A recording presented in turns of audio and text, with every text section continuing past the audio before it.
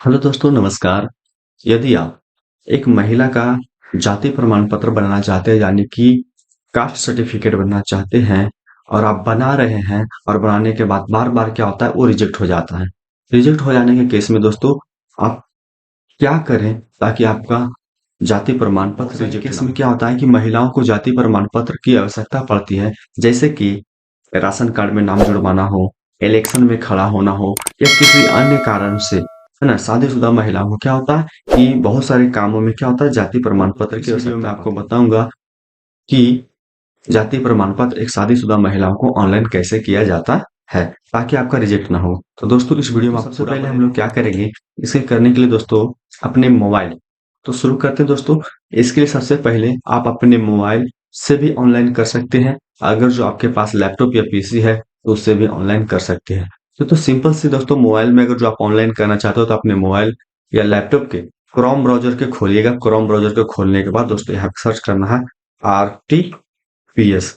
RTPS search करने के बाद दोस्तों यहाँ पे हम लोग का आरटीपीएस यानी कि आरटीपीएस जो होता है ब्लॉक में, जो जहाँ पे ऑनलाइन किया जाता है, उसका वेबसाइट खुल जाएगा। वेबसाइट खुलने के बाद दोस्तों आप लोग यहाँ पे देख सकते हैं कि लोक सेवाओं का अधिकार एवं समान अन्य सेवाएं। यहाँ पे दोस्तों आता है सबसे पहले कहते हैं कि लॉगिन करने का।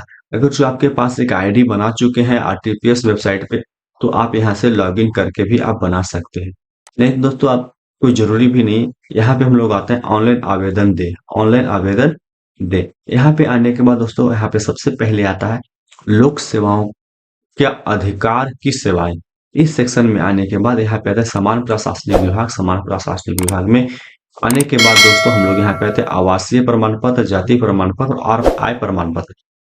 तीनों जो होता है यहीं से बनता है। तो सबसे पहले हम लोग को क्या करना है दोस्तों, यहाँ पे जाति प्रमाण पत्र बनाना है। जाति प्रमाण पत्र पर जैसे ही हम लोग दोस्तों क्लिक करते हैं, क्लिक करने के बाद यहाँ पे भी तीन ऑप्शन खुलता है। तीन ऑप्शन में से आता है दोस्तों, पहला अंचल स्तर से, जो कि होता है ब्लॉक लेवल से। दूसरा होता है अनुमंडल स्तर से, जो कि होता है आपको अनुमंडल से। तीसरा होता है जिला स्तर, यानी कि डिस्ट्रिक्ट से आप जो बनाते हैं। तो अगर जो दोस्तों आप फर्स्ट टाइम बना रहे हैं तो हमें क्या करना पड़ेगा, अंचल स्तर से बनाना पड़ेगा, यानी कि ब्लॉक लेवल से। ब्लॉक लेवल पे सबसे पहले हम लोग क्लिक करेंगे। क्लिक करने के बाद दोस्तों देखिए आपके पास एक फॉर्म खुल के आ जाएगा। फॉर्म को आपको सही सही भर लेना है। भरने के लिए दोस्तों आपको क्या करना पड़ेगा, यहाँ पे आना पड़ेगा पुरुष महिला, है ना। यानी कि सबसे पहले आपको स्त्री सेलेक्ट करना है। सेलेक्ट करने के बाद दोस्तों यहाँ पे क्या होगा, उसका नाम डाला जाएगा।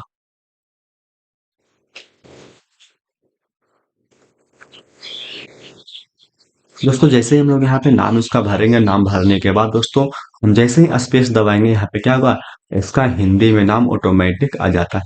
दोस्तों अगर जो आपका नाम यहाँ पे अंग्रेजी में सही सही लिख रहे हैं, हिंदी में नाम थोड़ा सा गलत आ रहा है, कुछ सही का दुर्घई का इधर उधर हो रहा है, तो दोस्तों आप क्या कर सकते हैं, कहीं से कॉपी करके भी पेस्ट कर सकते हैं।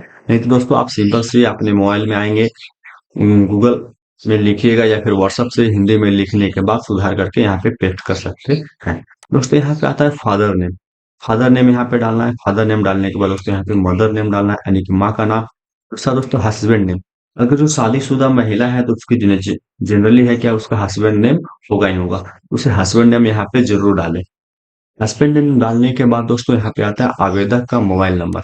एक मोबाइल नंबर डालना होता है, जिससे क्या करना पड़ेगा आपको, यहाँ पे मैसेज आपको मिल जाएगा। यहाँ पे एक वैलिड ईमेल आईडी डालना है। ईमेल आईडी डालने के बाद दोस्तों यहाँ पे आता है अस्थाई पता। अस्थाई पता का मतलब होता है परमानेंट एड्रेस। महिलाओं को यहीं पे क्या होता है दोस्तों, आप लोग का गलती होता है। महिला को, शादीशुदा महिला का जो होता है दोस्तों, कि परमानेंट एड्रेस, अस्थाई पता जो होता है उसके मायके का होता है। मायके का कहने का मतलब दोस्तों कि जहां पे उस महिला का जन्म हुआ है, जहां उसके पिता का घर है, यानी कि उनके मायके का, ना कि उसके ससुराल का एड्रेस। दोस्तों यहाँ पे जो हम लोग को सबसे पहले डलाया जाता है अस्थाई पता में, जो डलाएगा यहाँ पे दोस्तों सबसे ऊपर में, यानी कि सबसे फर्स्ट में जो आएगा पता डालने के लिए, वो पता होगा उसके ससुराल का, नहीं उसके मायके का। मायके मतलब होता है कि जहां पे उसका जन्म हुआ है, जहां पहले अनमैरिड में जहां वो रहती थी, उस स्थान का वहां पे पता डालना पड़ेगा। दोस्तों वहां पे उसका पता डालने के बाद यहाँ पे जिला चुनना है। यहाँ पे जिला चुनना है। जिला चुनने के बाद वो जिस अनुमंडल में उस समय थी उसका डालना है। वहां पे डालने के बाद उसके यहाँ पे प्रखंड डालना है ना। प्रखंड डालने के बाद दोस्तों वो ग्राम पंचायत से आती है तो ग्राम पंचायत सेलेक्ट करना है। नगर निगम से आती है तो नगर निगम, या फिर नगर पार्षद से आती है तो नगर पार्षद, यानी उसका जो वार्ड नंबर होता है वो वार्ड नंबर भी यहाँ डालना है।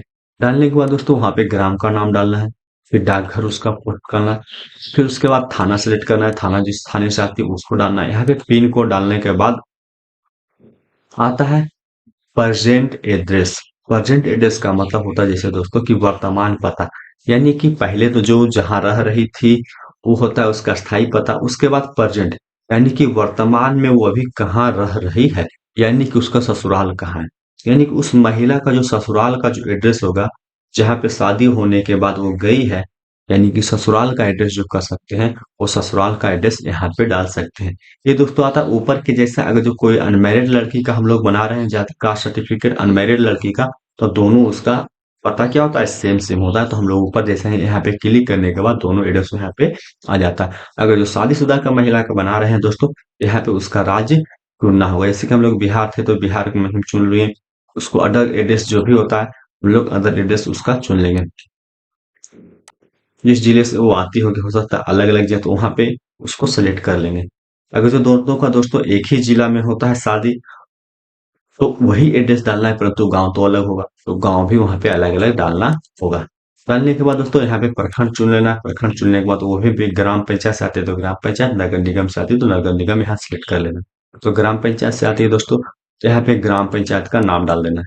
नाम डालने के बाद दोस्तों यहाँ पे क्या होता है, ग्राम का नाम डालना है, पोस्ट डालना है, थाना डालना है, थाना डालने के बाद पिन कोड डालने के बाद आवेदक का एक फोटो ले लेना है, उस फोटो को भी यहाँ पे अपलोड करना पड़ेगा।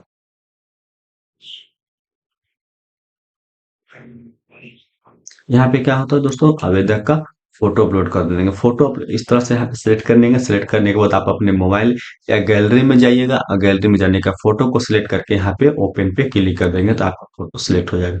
यहाँ पे आता है दोस्तों पेशा, छात्र हैं या सेवाएं। यहाँ पे पेशा में आता है जैसे जो शादीशुदा महिलाएं होती है तो ज्यादातर क्या होता है वो गृहिणी होते हैं। देखो दोस्तों यहाँ पे आता है गृहिणी, या फिर वो सरकारी सेवा में है तो, या फिर निजी सेवा में है, या व्यापार कर रही है, या किसी अन्य प्रकार से जो काम कर रही है उस काम के लिए यहाँ पे हम लोग सिलेक्ट कर लेते हैं।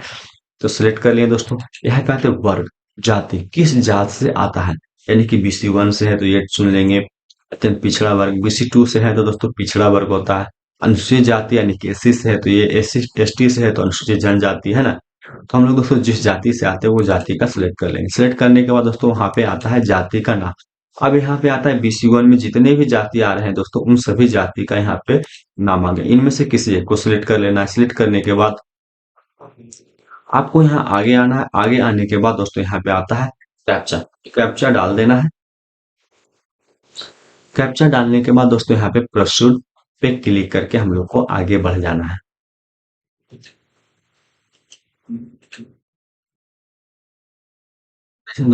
जैसे दोस्तों हम लोग सब कुछ भरने के बाद प्रोसीड पे क्लिक करने के बाद कुछ इस प्रकार से आएगा। यहाँ पे हम लोग क्या करते हैं, ओके कर देना।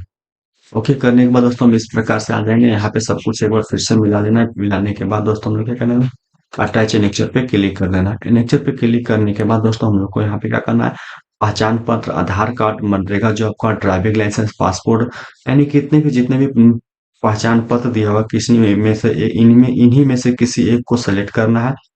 तो जितने भी प्रमाण पत्र यहाँ पे दिया गया है उनमें से किसी एक पहचान पत्र को क्या करना है, सिलेक्ट करना है। सिलेक्ट करने के बाद दोस्तों यहाँ पे हम लोग को यहाँ पे अपलोड करना है। सिंपल से दोस्तों हम लोग आधार कार्ड सिलेक्ट करते हैं। आधार कार्ड सिलेक्ट करने के बाद दोस्तों यहाँ पे हम लोग क्या करेंगे, अपने लैपटॉप या मोबाइल के गैलरी में जाएंगे। गैलरी में जाने के बाद दोस्तों यहाँ पे फोटो सिलेक्ट करेंगे। सिलेक्ट करने के बाद दोस्तों सेव एनेक्चर पे क्लिक कर देंगे।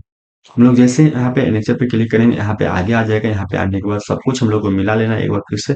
मिलाने के बाद दोस्तों हम लोग सबमिट पे क्लिक करेंगे।